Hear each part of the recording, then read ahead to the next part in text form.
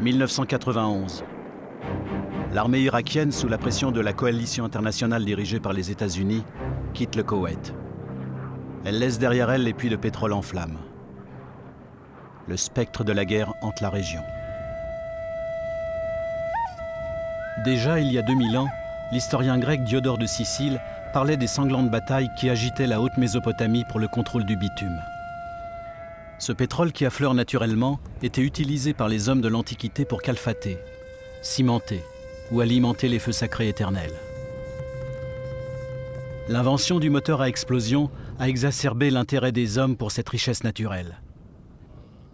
L'Irak abrite aujourd'hui la deuxième réserve de pétrole de la planète, de quoi susciter la convoitise du monde.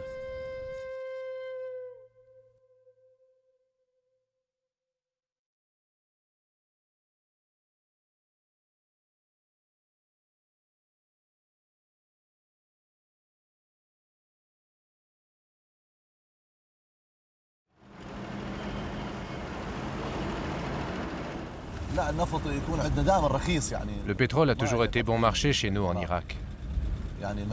De ce point de vue, le citoyen irakien est vraiment favorisé. L'essence n'est pas chère, le pétrole n'est pas cher et le gaz non plus. Ce n'est vraiment pas un problème pour nous. L'histoire entre nous, l'Angleterre, l'Amérique et les pays coloniaux en général, c'est que ces pays veulent mettre la main sur notre pétrole.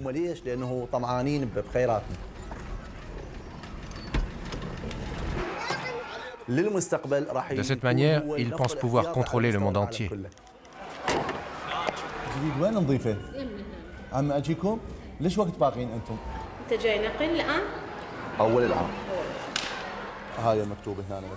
Là, vous voyez, il y a écrit huile. C'est un ticket de rationnement. Là, c'est l'huile pour toute l'année. Là, c'est les pommes de terre. Là-haut, c'est pour la farine, le riz, l'huile, le sucre, le thé, le lait pour les adultes, les épices, le sel, le savon, les détergents et le lait pour les enfants.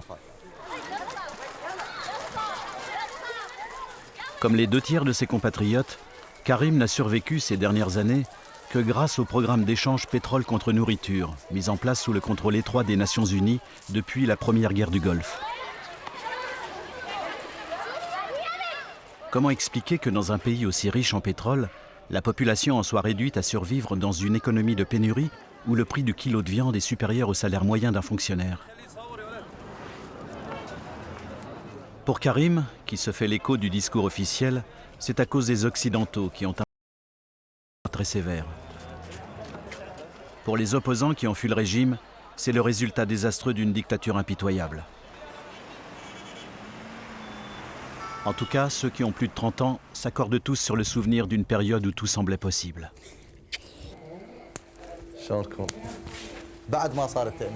Dans mon enfance, quand j'ai commencé à être en âge de comprendre les choses,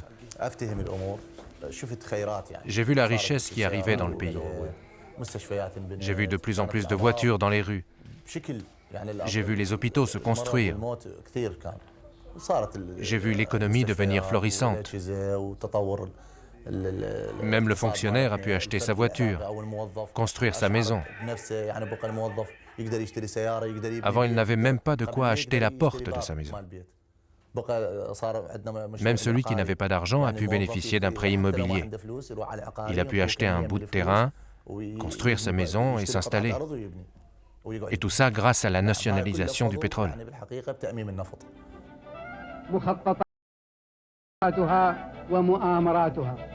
وقد أقدمت ثورتكم على اتخاذ ذلك القرار بدون تردد لأنها ثورة منبثقة من الشعب تعبر عن آماله ومطامحه التاريخية والوطنية والقومية. واعتبرت الجماهير العربية وقواها التقدمية معركة التأميم معركتها وخطوة حاسمة على طريق التحرير.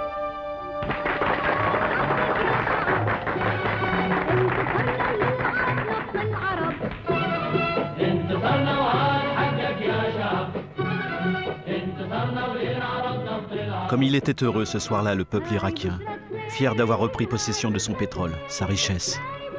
Un pétrole que les pays occidentaux s'étaient approprié depuis trop longtemps. Depuis la création du pays, en fait, au lendemain de la Première Guerre mondiale.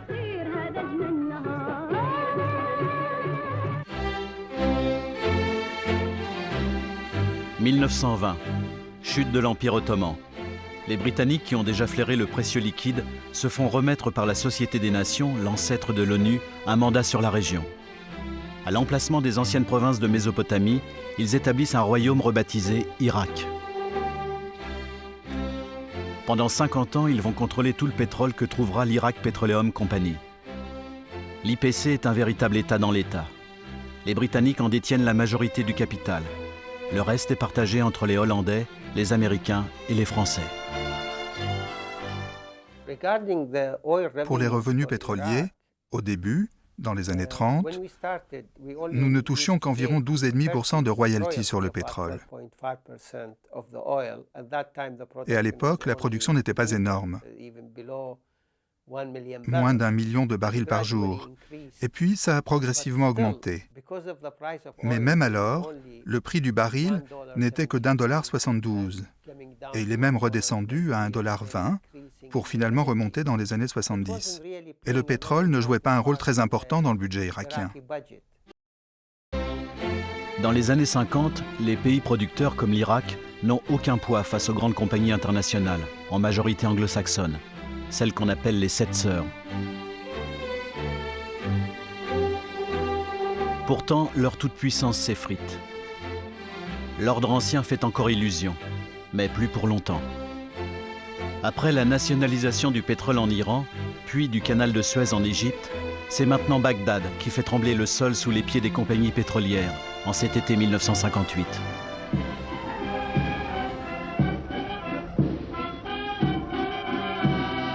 Le 14 juillet, de jeunes officiers nationalistes portent le général Qassem au pouvoir. Le roi, sa famille et la plupart des ministres sont exécutés. Proclamé. Bientôt, l'Iraq Petroleum Company se voit retirer les vastes concessions qu'elle n'avait pas encore explorées. Mais les compagnies résistent encore. Qassem est renversé et exécuté à son tour. Ses successeurs, qui poursuivent sa politique d'indépendance économique, subiront le même sort. On ne comptera pas moins de 6 coups d'État en 10 ans. On trouve le pétrole derrière la plupart des coups d'État militaires en Irak. Le coup d'État du 8 février 1963 contre Abdelkarim Qassem, parce qu'il avait repris aux compagnies étrangères les concessions qu'elles n'avaient pas encore explorées. Le coup d'État contre Abdelrahman Aref, parce qu'il avait confié en 1966 à une compagnie française l'exploitation des gisements pétroliers repris à l'Iraqi Petroleum Company. Alors, les compagnies américaines et britanniques ont trempé dans le coup d'État de 1968 qui a amené Ahmed à la présidence et Saddam Hussein à la vice-présidence.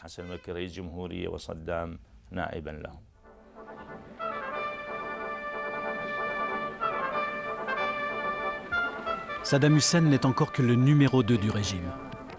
Mais il décide des affaires pétrolières. Il prend la pleine mesure de l'étendue des gisements, notamment ceux de Kirkouk, Bassora, Rouméla et Majnoun. Il comprend vite que l'Iraq Petroleum Company préfère en faire une réserve pour l'avenir, plutôt que de les exploiter au mieux de l'intérêt du pays. La Compagnie nationale de pétrole pense plus de manière stratégique qu'économique, alors que les compagnies internationales, dès qu'elles investissent leur argent quelque part, ce qui est absolument normal après tout, ce sont des entreprises privées, eh bien, elles veulent au moins récupérer l'argent et au mieux faire le plus de profit possible. C'est normal, elles ne pensent pas aux intérêts stratégiques du pays dans lequel elles travaillent. Dans un cas, vous avez une production qui s'intègre dans un ensemble mondial. Et dans un autre cas, la politique, elle est uniquement la politique du pays producteur en question. Donc, ça ne me paraît pas impossible, en effet, qu'il y ait eu, dans le rythme de production, des raisons pour subir la critique des Irakiens. 1972, les jeux sont faits. L'Iraq Petroleum Company ne possède plus rien.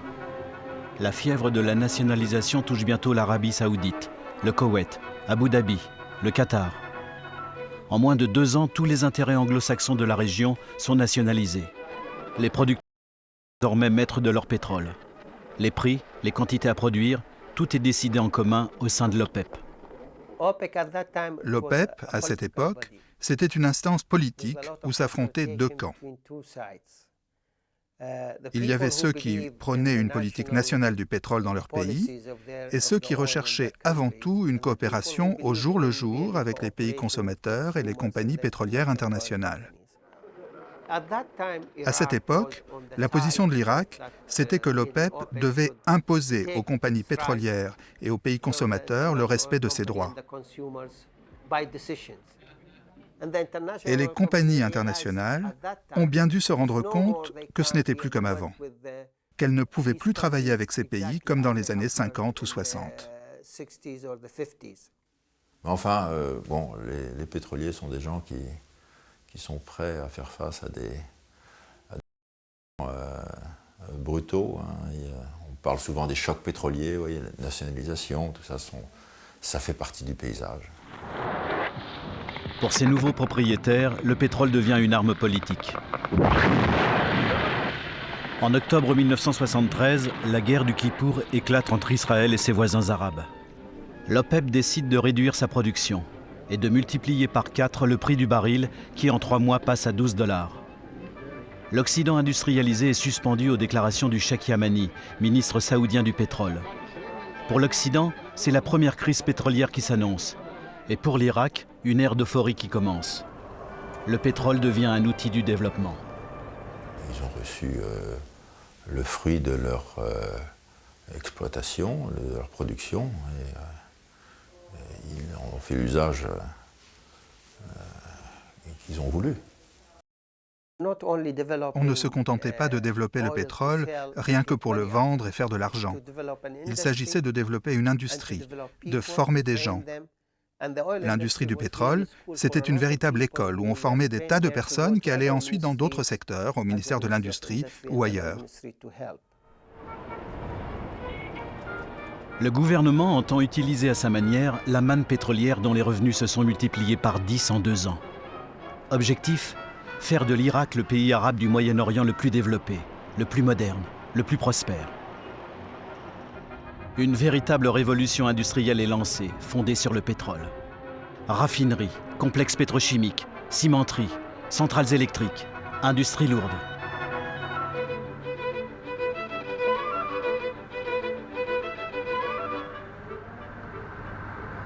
Un coup, un boom économique, une croissance énorme. Tout le monde l'a ressenti dans le pays. Et bien sûr, avec une monnaie forte, avec des revenus qui ont brusquement grimpé au plafond, ça faisait une grande différence. Dans les années 70, le reste des années 70, après 73, c'est devenu un jeu d'enfant de faire de l'argent en Irak. Mettre de l'air en boîte pour trouver des clients, parce que les gens avaient de l'argent. Et c'est devenu véritablement une société de consommation. Et bien entendu, l'industrie du tourisme a prospéré aussi. Les gens voyageaient à travers le monde. Ça a été l'époque glorieuse de l'Irak. Saddam Hussein a lancé une révolution industrielle dans le pays. La culture irakienne s'est répandue, même s'il y aurait des choses à dire sur la manière dont elle s'est répandue. Il y a eu là une renaissance culturelle, éducative, industrielle, économique et scientifique. L'Irak est devenu un des premiers pays arabes à combattre l'illettrisme. Saddam Hussein a joué un rôle essentiel dans la construction de l'Irak moderne.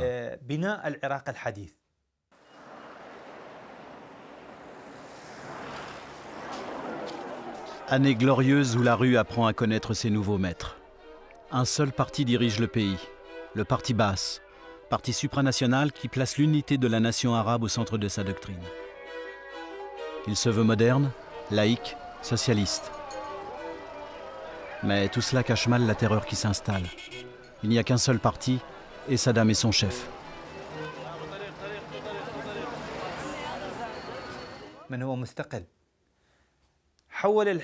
Dès son arrivée au pouvoir, il a transformé son parti en entreprise politique. Un grand nettoyage en ne gardant que les éléments profondément nationalistes.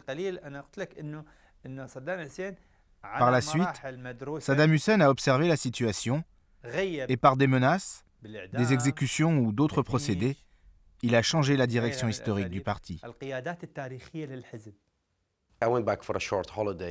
Je suis revenu pour de courtes vacances et à mon arrivée, j'ai découvert que mon père venait de se faire arrêter par les services secrets irakiens et qu'il avait disparu. À mon arrivée, on m'a confisqué mon passeport et on m'a dit que je ne pourrais plus quitter le pays de nouveau. Après, cela m'a pris quelques mois pour me réorganiser et pour me faire des documents pour réussir à quitter le pays discrètement. Et c'est ce que j'ai fait, je ne suis jamais revenu. Je ne suis jamais retourné dans ma région de l'Irak. Moi, j'ai subi la torture, mais j'ai supporté. Je suis parvenu à résister et à ne pas avouer.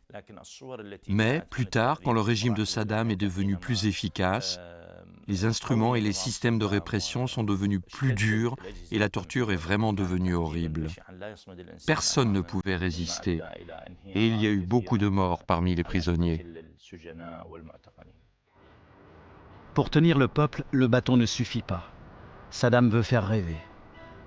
Il convoque les grands ancêtres. C'est ici, entre le Tigre et l'Euphrate, que se sont épanouies les premières grandes civilisations de l'humanité. C'est ici qu'est née l'écriture, Sumer, et plus tard les grands empires d'Assyrie et de Babylone.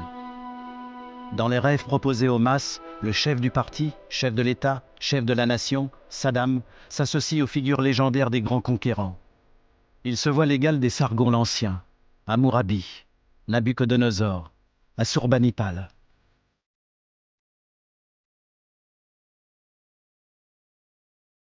Quelques années plus tard, il n'hésitera pas à restaurer à grands frais la Babylone des Anciens, avec des briques portant des textes à sa gloire.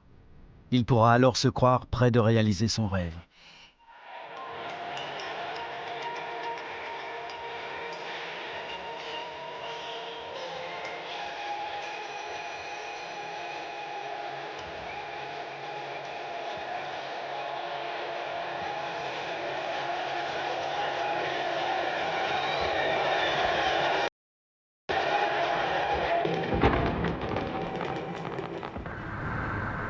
Pour réaliser ses rêves de grandeur, Saddam veut compter sur le pétrole de l'Irak, tout le pétrole, y compris celui qui gît dans le nord du pays, au Kurdistan. C'est un autre baril de poudre qui risque d'exploser. Même s'il s'arrange un temps avec Saddam, les Kurdes sont peu concernés par la doctrine panarabe du parti Baas. Depuis la création de l'Irak moderne, ils demandent avant tout leur autonomie.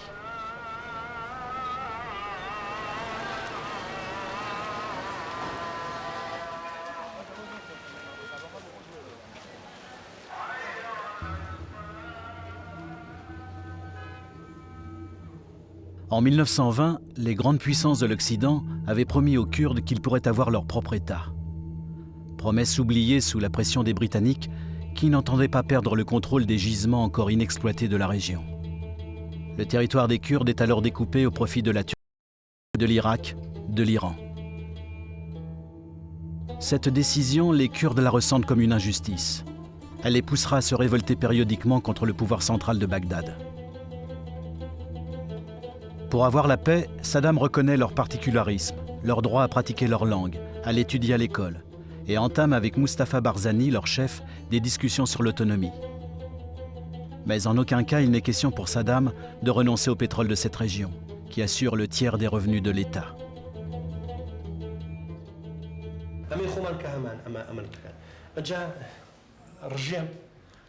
Quand Saddam Hussein parlait d'autonomie, surtout dans les années 1970, il avait bien en tête la carte du Kurdistan. Il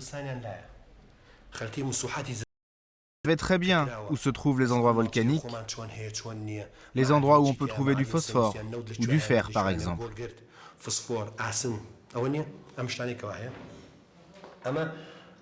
C'est pourquoi, quand le régime irakien parle de l'autonomie au Kurdistan, il ne dessine pas un trait tout droit, Il fait une ligne en zigzag, à droite, à gauche.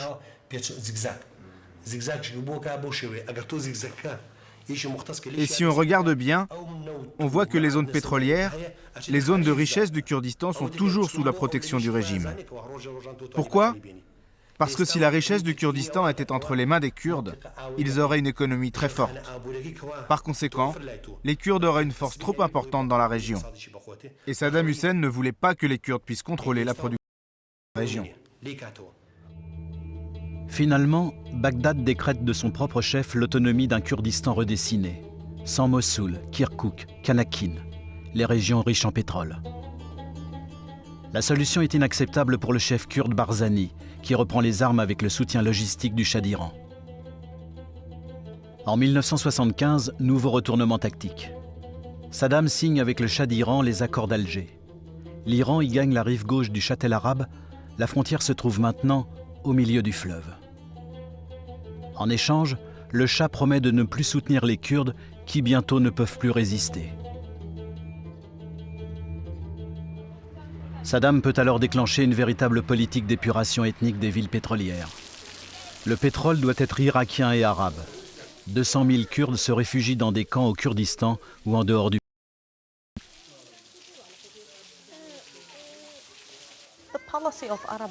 La politique d'arabisation est un élément de la politique d'oppression menée par le régime actuel. Le but est de briser l'aspiration des Kurdes à faire respecter leurs droits. C'est l'une des facettes d'une politique plus générale qui cherche à déraciner les Kurdes de leur terre d'origine. Cela a commencé dans les années 70 et 80, quand ils se sont mis à déplacer les gens et à les transférer de force dans le centre et le sud. Et la même chose s'est produite à Kirkouk et à Mossoul, quand ils ont voulu changer la composition de la ville à cause du pétrole.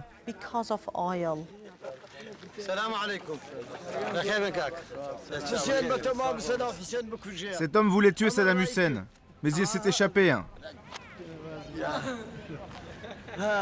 C'est le tueur de Saddam Hussein.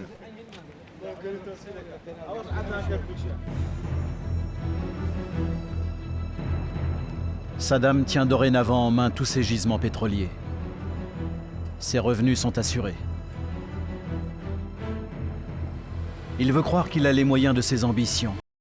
Renouer avec la Babylone de Nabuchodonosor. Devenir le leader du monde arabe. Il rêvait et rêve toujours d'être le premier leader arabe à posséder la bombe atomique.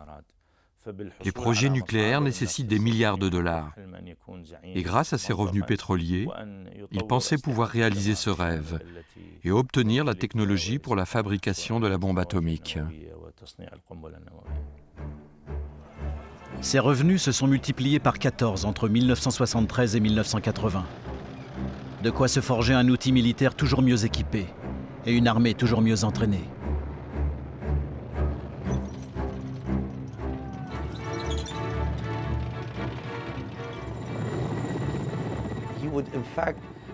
En fait, il a créé un ministère de l'armement spécialisé dans la fabrication de tanks, de kalachnikovs, de pièces détachées. Il achetait des avions aux Français, il achetait des avions aux Russes. Bref, il avait des fournisseurs multiples.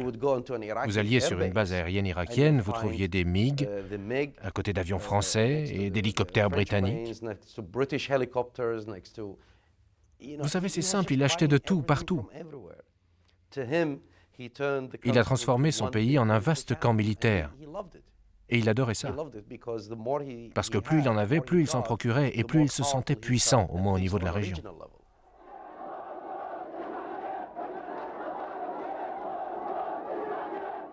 « 1979. Révolution islamiste en Iran. Retour triomphal de Khomeini à Téhéran.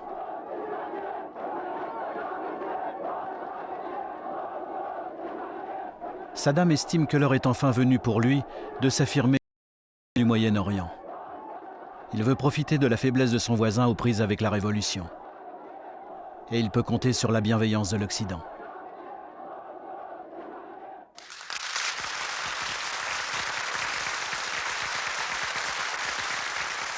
Jetant alors le masque, il pousse son cher cousin Al-Bakr vers la sortie. Il s'empare de tous les leviers du pouvoir.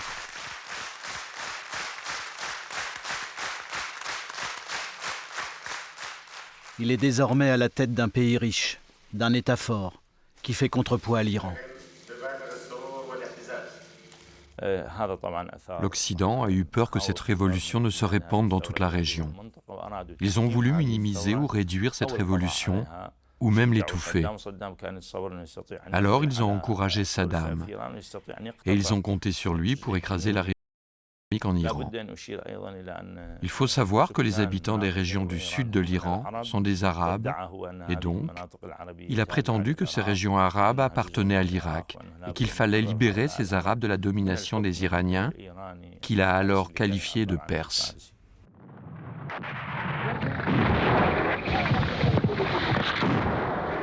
Lorsque ses troupes envahissent l'Iran en septembre 1980, Saddam Hussein est au fait de sa puissance. Il ne comprend pas encore qu'il vient de mettre le doigt dans un engrenage infernal. Franchissant le Châtel arabe, ses troupes bombardent Abadan, la plus grande raffinerie du monde, et s'emparent de Khorramshahr, son port pétrolier. Le prix du baril, qui avait doublé lors de la révolution iranienne pour atteindre $28,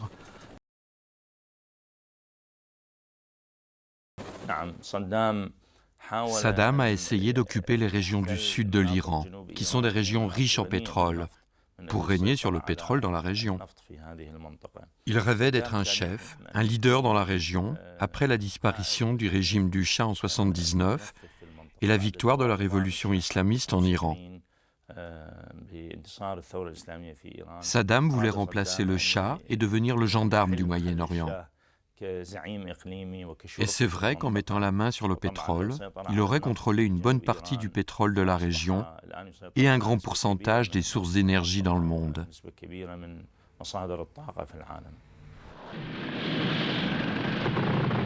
Les Iraniens se ressaisissent.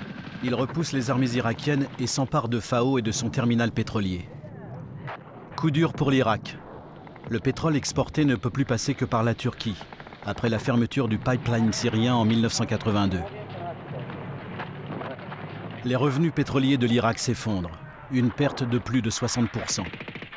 Pour continuer la guerre, Saddam Hussein doit absolument trouver de l'argent.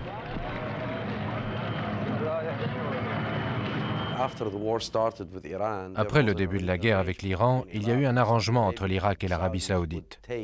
Les Saoudiens prenaient le quota OPEP de l'Irak, soit 3 millions de barils par jour, et en échange, les Saoudiens et les Koweïtiens finançaient avec de l'argent liquide l'économie irakienne.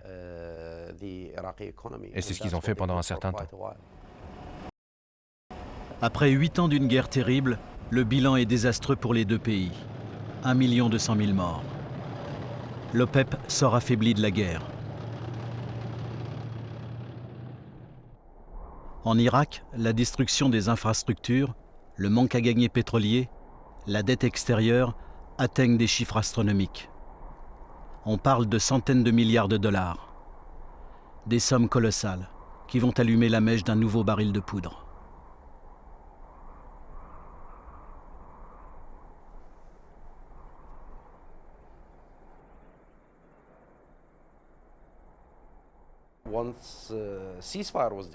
Une fois le cessez-le-feu déclaré, tous ceux qui l'avaient aidé en raison du danger iranien ont dit « Ok, c'est bon, maintenant la partie est terminée ».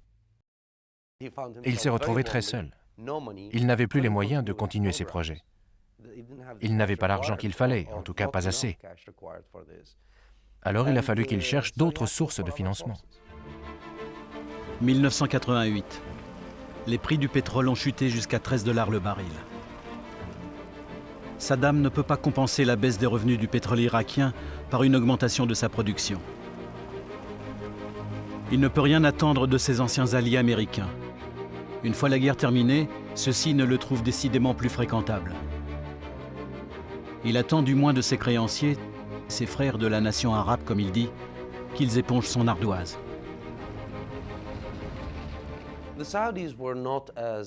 Les Saoudiens étaient moins exigeants que les Koweïtiens pour se faire rembourser. Et ce qui a déclenché la colère de Saddam en 1990, surtout à l'égard du Koweït et des Émirats arabes unis, il a même commencé à parler d'une conspiration sioniste contre l'Irak, c'est lorsque les Émirats ont décidé de vendre la dette irakienne aux banques internationales, au rabais. Ce qui veut dire que non seulement les banques comptaient bien être remboursées, mais qu'en plus, cela affecterait les possibilités de crédit de l'Irak sur le marché extérieur s'il ne respectait pas les délais de paiement. Donc sa furie a été tout simplement sans borne. Le Koweït ne fait rien pour éteindre la mèche. Les Koweïtiens pompent sans retenue dans le gisement de Rouméla, qui est exploitable en Irak comme au Koweït. Ils dépassent largement les quotas de l'OPEP, inondent le marché, ce qui contribue encore à faire baisser les prix. À ce moment-là, les relations se sont vraiment tendues entre les Koweïtiens et les Irakiens. Le point culminant a été atteint lors d'un sommet qui s'est tenu en Arabie Saoudite, à Jeddah, pendant 2 jours, les 29 et 30 juillet, et le 1er août, sous l'égide du roi Fahad, quand les négociations ont commencé sur l'argent. Non seulement ils demandaient aux Koweïtiens d'annuler la dette, mais en plus ils leur demandaient combien ils pouvaient mettre sur la table. Et bien entendu, aucun accord n'a été trouvé. Et l'Irak envahissait le Koweït 24 heures plus tard.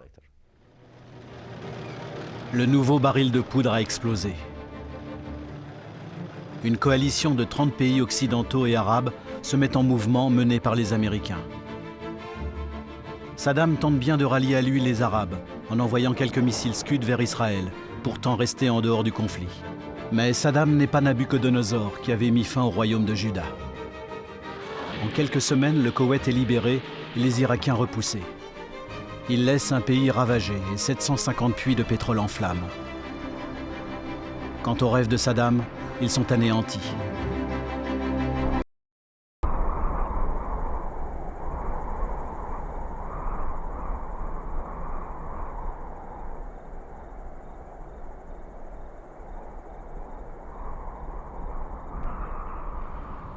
Saddam Hussein a survécu, mais les flammes du Koweït ont ruiné l'Irak. Ce pays, le plus moderne du Moyen-Orient, est maintenant exsangue, écroule sous les dettes. Il est soumis aux pressions et au contrôle de la coalition occidentale victorieuse.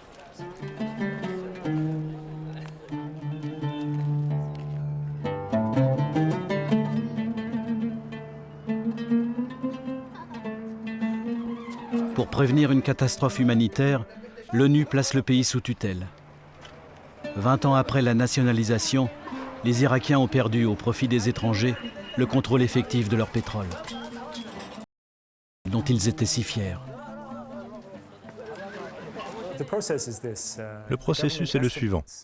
Le gouvernement de l'Irak estime la quantité de pétrole qu'il peut vendre et il en évalue grosso modo le bénéfice sur la base des prix du moment.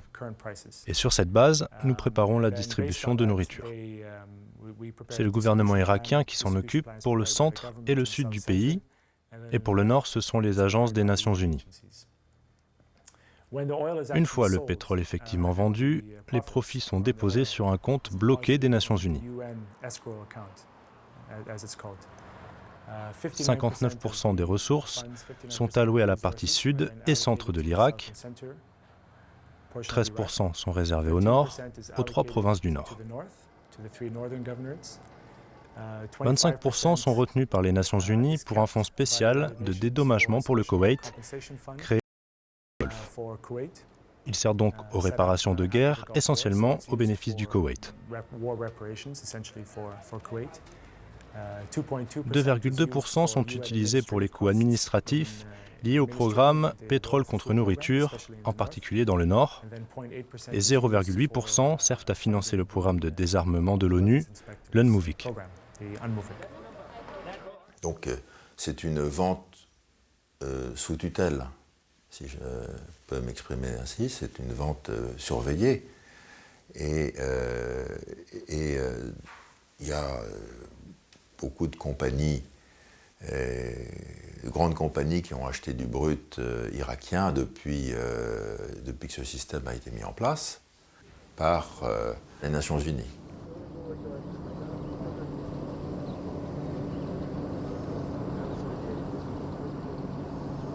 Ce programme dit humanitaire permet tout juste aux d'exister. Toutes les transactions passent par le comité des sanctions des Nations Unies. De plus, l'Irak doit obligatoirement passer toutes ses commandes à l'étranger. Cela n'encourage pas l'initiative locale. Mais ce n'est pas l'effet le plus pervers du programme.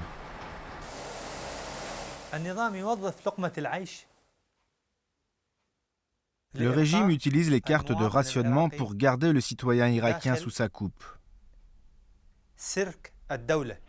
Lorsqu'il vous retire votre carte, vous devez la racheter au marché noir.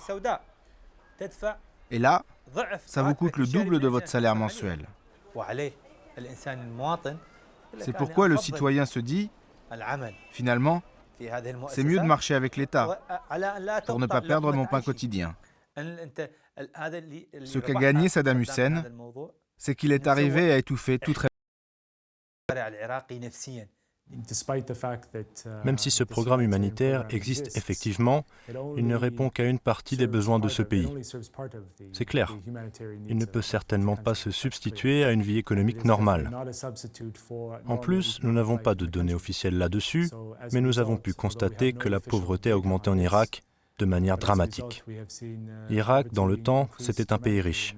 Maintenant, c'est un pays pauvre.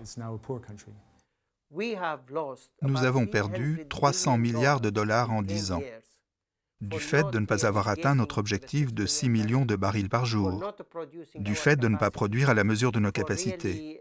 Et puis, il y a eu les disputes de tous les instants avec le Conseil de sécurité et l'outre-Atlantique, et puis le comité des sanctions qui contrôle les prix, et puis la production qui plonge et qui remonte, et puis qui plonge et puis qui remonte. 300 milliards de dollars, ça veut dire 30 milliards de dollars par an.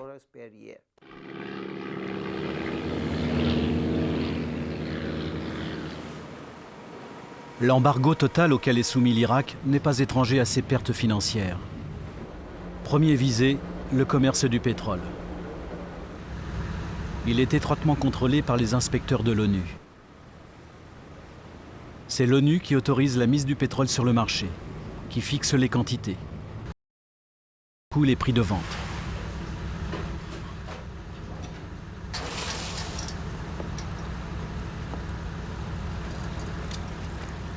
Sous le régime de la dictature, ce mécanisme bureaucratique a bloqué le redémarrage économique de l'Irak. Mais il n'empêche pas la contrebande du pétrole.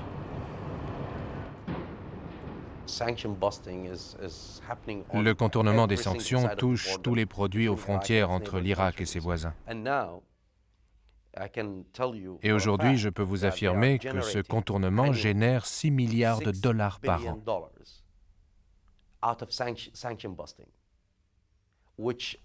Somme à laquelle, dans des conditions normales, Saddam ne pourrait pas prétendre, vu qu'il est censé verser 25% de ses revenus aux Nations Unies pour payer des dédommagements et qu'il doit reconstruire son économie. Il a une excuse. Nous sommes sous le régime des sanctions, nous ne pouvons pas faire grand-chose. Mais en même temps, il fait de la contrebande de pétrole avec la Syrie, la Turquie, les Émirats arabes unis, l'Iran et la Jordanie.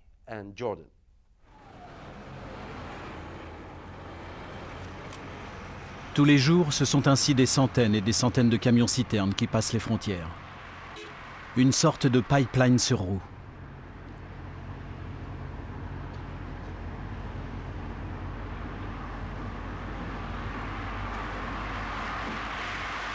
Les chauffeurs disent que leur cargaison est légale.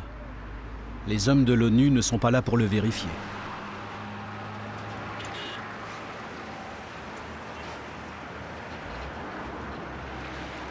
Les douaniers, eux, collectent des taxes dont bénéficient tous les États voisins.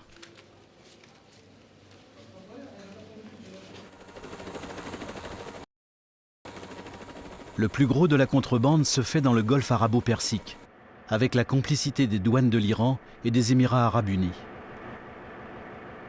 Tous les moyens sont bons pour échapper à la force maritime d'intervention de l'ONU.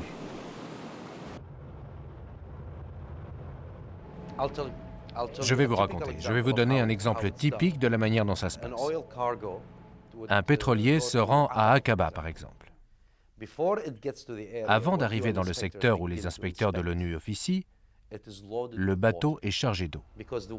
Parce que la manière dont les inspecteurs évaluent la quantité de pétrole à l'intérieur d'un bateau, c'est en mesurant la hauteur immergée de la coque. Ce qui fait qu'avec l'eau chargée, sa ligne de flottaison s'est déjà enfoncée d'une certaine hauteur. Le bateau doit charger, disons, 2 millions de barils.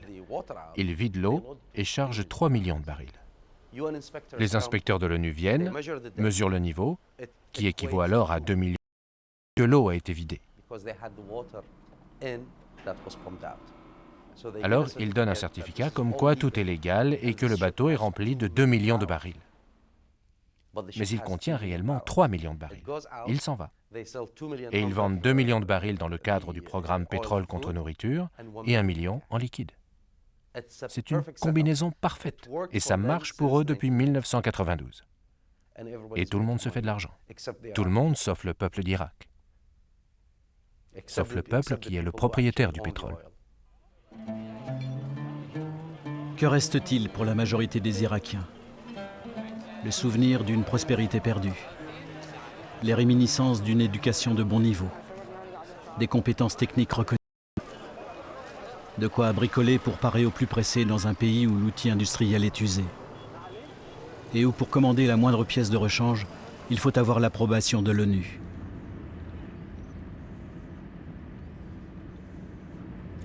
Mais c'est au Kurdistan, qui échappe à la domination de Saddam Hussein, que l'héritage des années glorieuses donne paradoxalement ses meilleurs fruits. Ici, on apprend à se débrouiller pour contrecarrer les embargos en tout genre.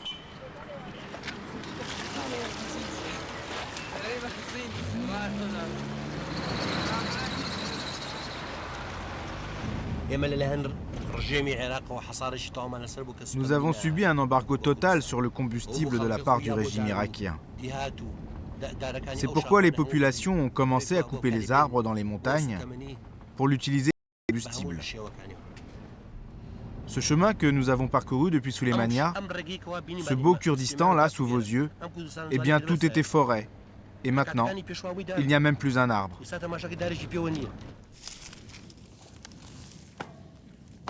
Devant l'urgence, les autorités kurdes se sont souvenues de leurs ingénieurs formés au temps des années glorieuses et chassés par la suite des installations pétrolières de Kirkouk. Ils retrouvent l'esprit pionnier de leur jeunesse. Ils mettent en exploitation des petits puits destinés au départ à tester les richesses du sous-sol.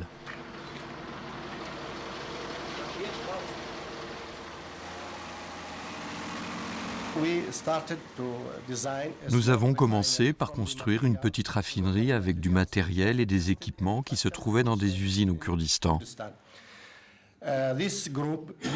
Notre équipe a commencé par rassembler du matériel, utiliser les usines de sucre, en particulier les citernes, les murs, les pompes, les tuyaux. Nous avons commencé comme cela dans la raffinerie de sucre.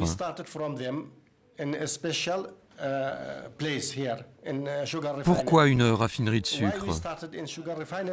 Parce qu'il y avait des bâtiments, de l'électricité, du personnel qualifié, de bons ingénieurs et le marché n'est pas loin. Donc on peut trouver de quoi s'approvisionner.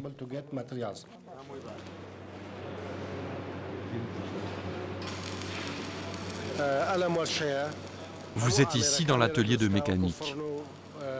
C'est ici que nous fabriquons tous les matériels, machines et outils dont nous avons besoin, à partir de matériel de récupération.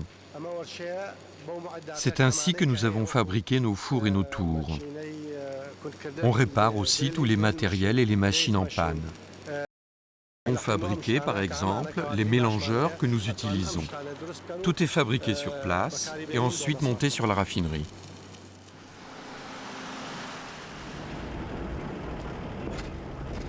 Leur production ne couvre encore que le tiers des besoins de la population. Le reste provient de la contrebande, à l'intérieur même de l'Irak.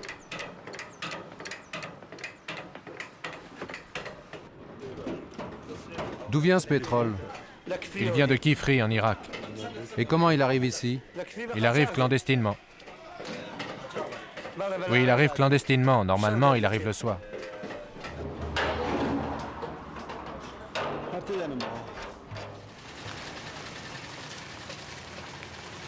De fait, le Kurdistan irakien est devenu autonome après la guerre du Golfe en 1991. Soumis comme le reste du pays aux sanctions, il reçoit 13% des ventes du pétrole irakien pour ses besoins humanitaires. Mais ici, ce n'est pas Saddam Hussein, mais l'ONU qui gère le programme. au travers d'une dizaine d'agences. Le Kurdistan survit aujourd'hui grâce aux 13% qui lui sont alloués sur les ventes du pétrole irakien. Les Kurdes n'ont jamais eu autant pour vivre. Ils n'ont jamais eu autant de ressources pour eux dans cette région. Jamais, depuis des milliers d'années. C'est donc un âge d'or pour nous.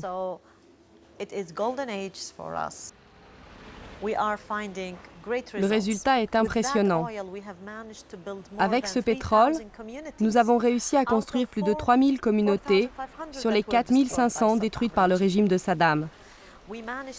Nous avons réussi à construire plus de 700 écoles, à ouvrir des routes, des communications qui marchent, à fournir de l'électricité. Toute cette infrastructure de base a encouragé tous les autres types d'investissements privés. Grâce aux routes, au réseau, d'autres activités économiques se sont développées. Et voilà ce que les Kurdes d'Irak ont réussi à faire en utilisant eux aussi le pétrole.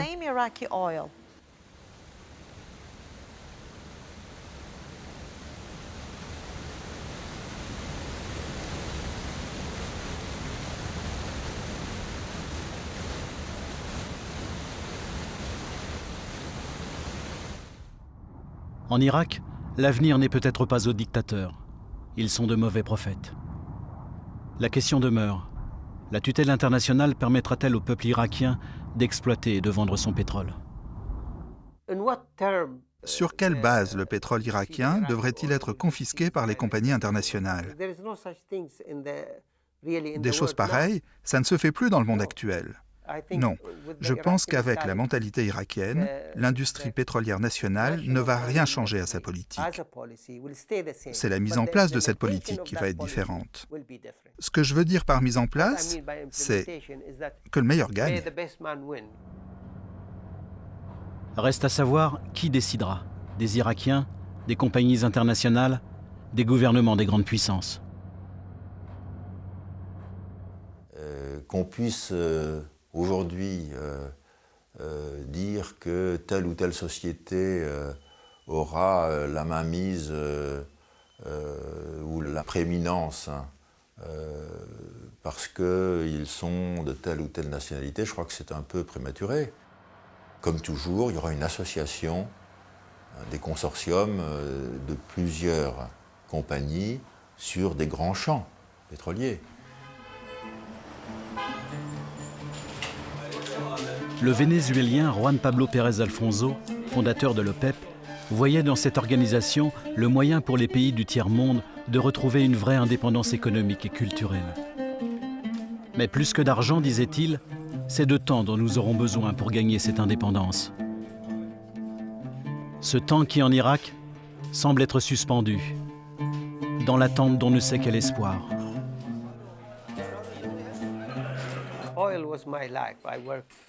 Le pétrole, ça a été ma vie. J'ai travaillé 42 ans dans l'industrie pétrolière avant de prendre ma retraite. J'ai connu l'âge d'or de l'Irak, entre 1976 et 1980. Puis j'ai connu la tragédie de la guerre entre l'Iran et l'Irak, et puis la tragédie de la guerre du Golfe, en 90 et en 91. Et puis j'ai connu les sanctions économiques. Alors vraiment, après avoir connu cet âge d'or de 75-80, où tout le monde était heureux, dans un pays qui se développait à grands pas, et quand maintenant je vois ce qui s'est passé, ce qui se passe à l'intérieur de l'Irak depuis les années 90, honnêtement, tout ce que je peux dire, c'est que le pétrole en Irak, ça a été une bénédiction et aussi une malédiction. Juan Pablo Pérez Alfonso disait aussi que le pétrole est l'excrément du diable. Allahu Akbar, Allahu Akbar, Allahu Akbar, Allahu Akbar, Allahu Akbar. Subhanallah, subhanallah, subhana rabbiyal a'la wa bihamdi. Allahumma salli ala Muhammad wa sama Allah liman hamida. Subhana rabbiyal a'la wa bihamdi. Allahumma اللهم رب أسألك بحق محمد حميد اللهم رب أنت الغفور الرحيم فاغفر لي ذنوبي وارحمني فأنت خير الغافرين يا رحمة اللهم صل على محمد